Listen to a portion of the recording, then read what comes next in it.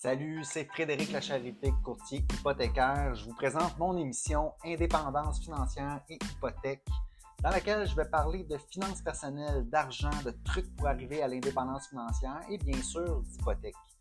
Je m'adresse à ceux qui veulent s'enrichir, qui veulent prendre leurs finances en main. Je m'adresse à la classe moyenne, ceux qui veulent sortir du rat race.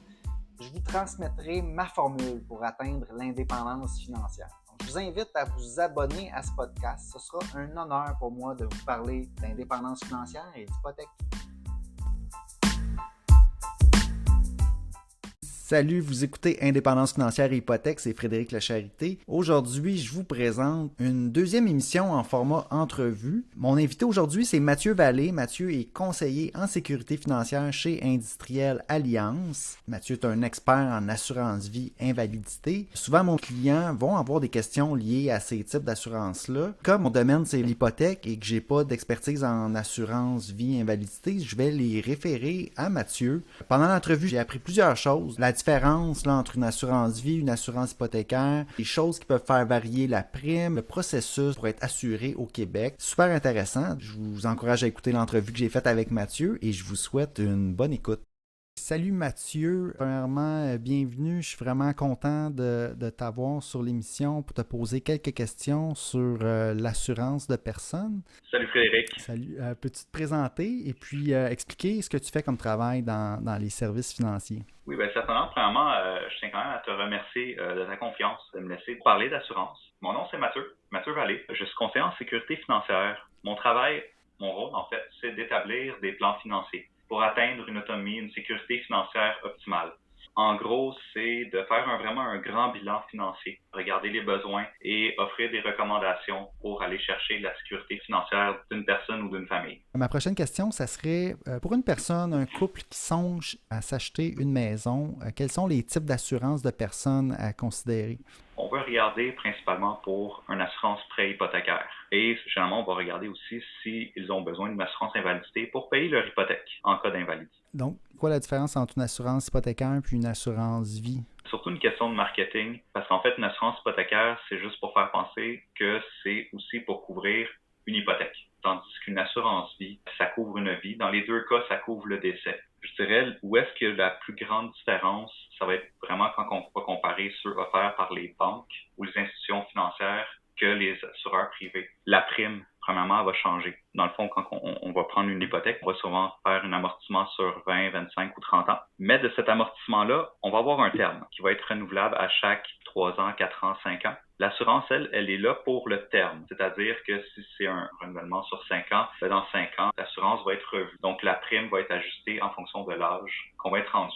Ça, on parle de l'assurance auprès de l'institution financière ou l'assureur privé? C'est ça. C'est avec l'institution, directement avec la personne qui fait le prêt. Okay. Et donc ça, c'est probablement une grande différence parce qu'avec l'assureur privé, on va dire qu'on fait une assurance de 25 ans, ben la prime va être la même chose sur les 25 ans, donc elle ne va jamais changer. L'autre point, c'est aussi le capital d'assurance. Le capital, quand on le prend avec l'assureur privé, ça va être un capital fixe. Donc si on avait dit que c'était un 300 000, 400 000 d'assurance, ça va être la même chose tout le long. Tandis que le prêteur, lui, il va vraiment couvrir le prêt. Plus qu'on paye, moins qu'il y a d'assurance. Mais nos primes vont quand même augmenter à cause de l'âge. Ensuite, il va y avoir aussi un effet d'emprisonnement qu'on a avec l'institution prêteuse. C'est-à-dire que si jamais notre état de santé, elle change, on est obligé de rester avec eux. Même si le taux est plus élevé et on veut garder l'assurance, on est obligé de la prendre, de rester avec le prêteur. Je comprends. Voulant dire que si on veut continuer à être assuré, parce que s'il nous arrive quelque chose, probablement qu'on n'est plus assurable ou ça va coûter vraiment plus cher maintenant de nous faire assurer ailleurs. Donc, si on veut continuer à recevoir nos primes d'assurance, on n'a pas le choix de continuer avec la même institution financière qui nous a fait l'hypothèque, dans le fond. Exactement. Alors que si on va avec un assureur privé, c'est pas le cas, on n'a pas ce problème-là. On peut continuer à magasiner notre hypothèque, par exemple, même si on tombe malade. Exactement. Parce que dans le fait, comme j'expliquais, c'était si on le prend sur 25 ans avec l'assureur privé, toute l'évaluation va être faite au début du processus, donc vraiment jour 1. Une fois qu'on est accepté, l'assurance, elle est prise. Donc, peu importe l'état de santé, si elle change, on la conserve et ça nous permet justement de magasiner notre taux hypothécaire à chaque renouvellement. OK. Puis, y a-t-il une différence aussi pour le montant qui est couvert, justement, si on la prend directement avec l'institution financière versus si on prend l'assurance avec l'assureur privé? Le privé, lui, va faire un capital d'assurance fixe. Donc, c'est un montant qui ne va pas changer s'il arrive un décès jour 1 ou la dernière journée avant la fin de l'hypothèque. Tandis que le prêteur, lui, quand il va faire son assurance, il va vraiment venir couvrir le prêt. Donc, il va payer cent pour cent ce qu'il y avait sur le prêt. OK. Du côté de l'institution financière, on va couvrir que le solde du prêt. Évidemment, ce solde-là va diminuer, dans le fond, avec le temps. Donc, c'est comme si notre couverture diminuait avec le temps, mais nos primes, elles, restent les mêmes. Ils vont quand même augmenter un petit peu à cause de l'âge, selon l'âge. À chaque terme. L'assurance va durer seulement le terme de l'hypothèque et va être révisée, dans le fond, à chaque renouvellement. Exactement. Donc, ma prochaine question, ça serait qu'est-ce qui va faire varier la prime d'une assurance vie ou invalidité? Je vais commencer avec une assurance vie. Pour l'assurance vie, ce qui va faire varier la prime, ça va être principalement l'âge de la personne, son sexe et son statut de tabagiste. Ça, c'est les 3 plus grands facteurs. Évidemment, c'est sûr que le capital va changer aussi la prime, mais ça, c'est vraiment les 3 variables qui vont venir déterminer la prime d'une assurance vie. Un homme, une femme, c'est différent. C'est pour qui que ça coûte le plus cher? Ça, c'est toujours pris sur des données actuarielles. Pour l'assurance vie, ça va être plus cher pour un homme de façon générale. Et c'est sûr aussi, un fumeur, ça va coûter plus cher. Et plus on est vieux, ça va coûter de plus en plus cher. L'assurance invalidité, en fait, c'est en plus de ces 3 données-là, on va venir rajouter aussi d'autres variables, c'est-à-dire la catégorie d'emploi que la personne va occuper. C'est sûr que quelqu'un qui travaille dans un bureau ou un dentiste va être moins prompt à tomber invalide si on le compare à un dynamiteur. Le dynamiteur, il y a plus de chances, il y a plus de risques qu'il se blesse. Donc, c'est principalement ça qu'on va venir rajouter. C'est sûr que vu que c'est des prestations du vivant en assurance invalidité, on ajoute aussi, en fait, le délai de carence qui va venir, si on peut recevoir les prestations dès le jour 1 ou attendre 30 jours, 60 jours, 3 mois. Il y a plusieurs variables qu'on peut venir ajouter la prime avec ça. OK, donc un délai de carence, c'est la période entre le temps qu'on réclame puis le temps où est-ce qu'on va commencer à recevoir la prestation. Donc, plus le délai de carence est élevé, plus la prime peut diminuer. Exactement. C'est sûr qu'avant d'offrir un ou l'autre, il faut toujours faire une analyse de besoin, vérifier aussi quelles sont les sources de revenus qu'ils ont. Si jamais ils ont un fonds d'urgence, combien de temps que ça peut leur durer, parce que ceux qui n'ont pas de fonds d'urgence, généralement vont prioriser un délai de carence plus court, que ceux qui ont un fonds d'urgence peuvent se permettre d'attendre un petit peu. Donc, si je fais un résumé, tu as l'âge de la personne, super important. Si c'est un homme, une femme, ça fait une différence.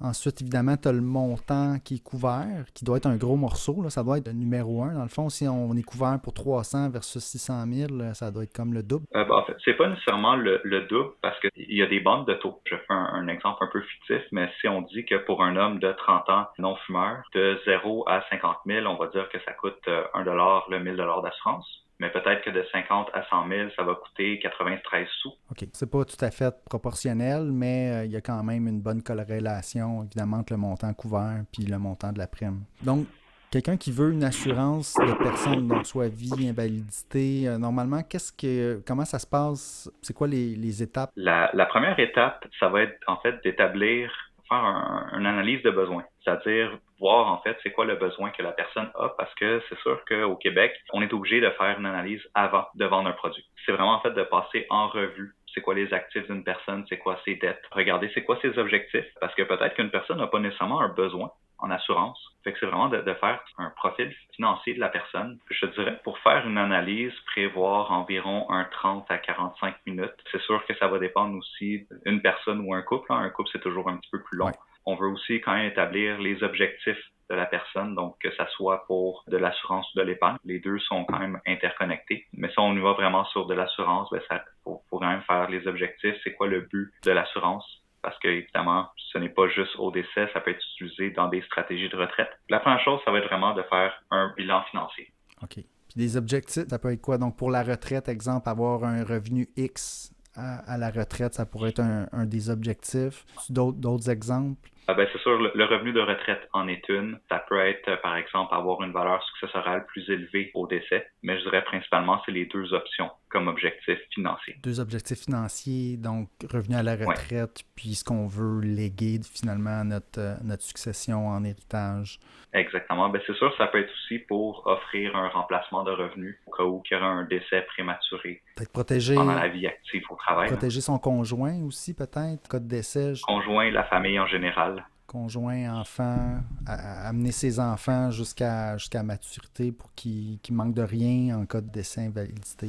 J'imagine que c'est des calculs, des situations que tu vas regarder avec les clients. Une fois que ça a été établi, nous, on va établir une recommandation sur quel type d'assurance on va choisir, qui va être en lien principalement avec l'objectif de l'assurance. Une fois qu'on va faire ça, on va remplir une proposition, on va répondre à un questionnaire médical et on va l'envoyer à la compagnie d'assurance. La compagnie d'assurance, par après, elle va aller en tarification, elle va vérifier si elle a un besoin d'aller vérifier, par exemple, un dossier médical, passer des tests comme des prises de sang. Ce n'est pas toujours le cas, mais une fois que ça va être fait et que la compagnie va avoir accepté l'assurance, c'est là que le contrat va devenir en vigueur. Principalement, ça, c'est le processus d'une assurance au Québec. OK. Donc, analyse. Ensuite, le client choisit une option, on soumet ça à l'assureur. Peut-être qu'il y aura une évaluation médicale ou des examens, des prises de sang ou pas, ça dépend des cas, puis ensuite, on a le résultat. OK. Exactement. Ça, c'est quand même à noter là, que quand on fait ça, on a l'option de soit avoir une note de couverture ou non, c'est-à-dire d'être couvert entre la proposition et l'acceptation, parce que des fois, ça peut durer quelques mois. Si jamais il faut aller chercher les dossiers médicaux, c'est un peu plus long. Fait qu'on peut offrir une note de couverture si la personne est en bonne santé, qui vient en fait donner une assurance temporaire entre le jour 1 et l'acceptation. OK. Donc, si on appelle ça une note de couverture. Exactement. Ça va être très important. Généralement, quand les personnes veulent s'acheter une maison, qui font une promesse d'achat, ils sont responsables du prêt. Oui. Donc, avoir une note de couverture est très important pour eux parce que si jamais il y avait un décès entre-temps, ils sont quand même responsables du prêt. Exactement. Oui. C'est pour ça que moi, aussitôt qu'on a l'engagement hypothécaire puis qu'on va enlever la condition de financement sur une promesse d'achat, on va parler d'assurance puis on va leur dire, regardez, c'est important parce que là, c'est un contrat qui vous engage. S'il arrive quelque chose, il faut y avoir pensé un peu d'avance de la façon que vous voulez être protégé. Là. C'est ça. Il y en a beaucoup qui disent, moi, je vais attendre par exemple, le notaire, c'est telle date, on va attendre cette date-là. Généralement, non, parce que, premièrement, la proposition, ça peut prendre quelques semaines, voire quelques mois avant d'avoir une réponse de l'assureur. Et on est quand même responsable de la dette. C'est un engagement qu'on prend. Exact. Bon point. Excellent. Donc là, on a parlé du processus. On a pas mal parlé aussi de comment quelqu'un établit son besoin en assurance de personne. Peut-être est-ce qu'on avait d'autres choses à dire par rapport à ça? C'est vraiment faire le tour, en fait, un bilan financier d'une personne. Fait que je dirais, oui, on a fait pas mal le tour. C'est ça. On regarde nos besoins, on regarde ce qu'on veut pour la retraite, laisser comme héritage, puis évidemment s'assurer qu'un conjoint survivant ou des enfants, s'il nous arrivait quelque chose, sont bien protégés. Exactement.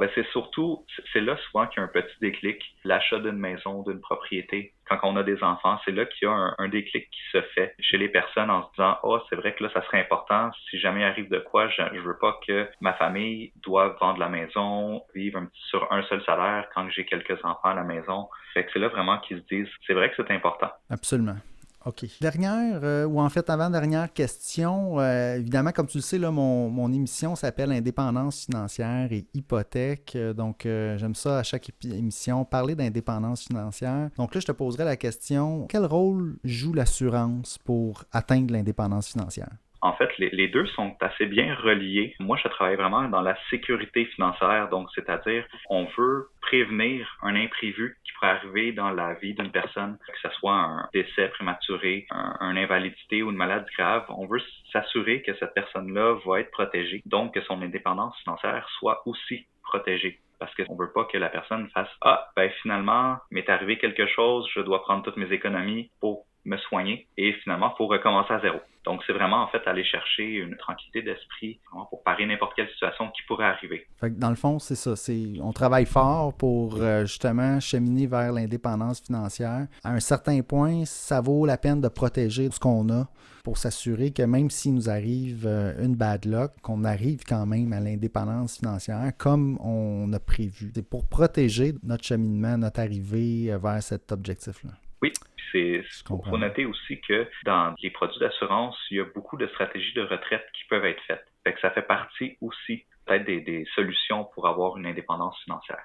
OK. Si quelqu'un, Mathieu, aimerait te rejoindre pour te poser des questions, peut-être voir leurs besoins en assurance, comment quelqu'un peut communiquer avec toi pour faire ça? Ils peuvent me rejoindre sur mon cellulaire directement, soit m'appeler ou m'envoyer un petit texto au 514-451-9191 ou ils peuvent venir me voir sur mon site internet mathieuvalet.ca. Super.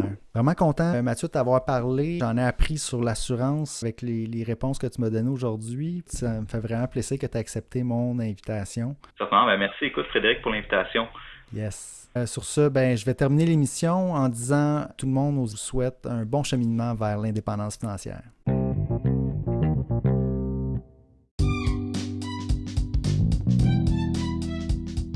Alors, si vous avez apprécié l'émission, je vous invite à vous abonner.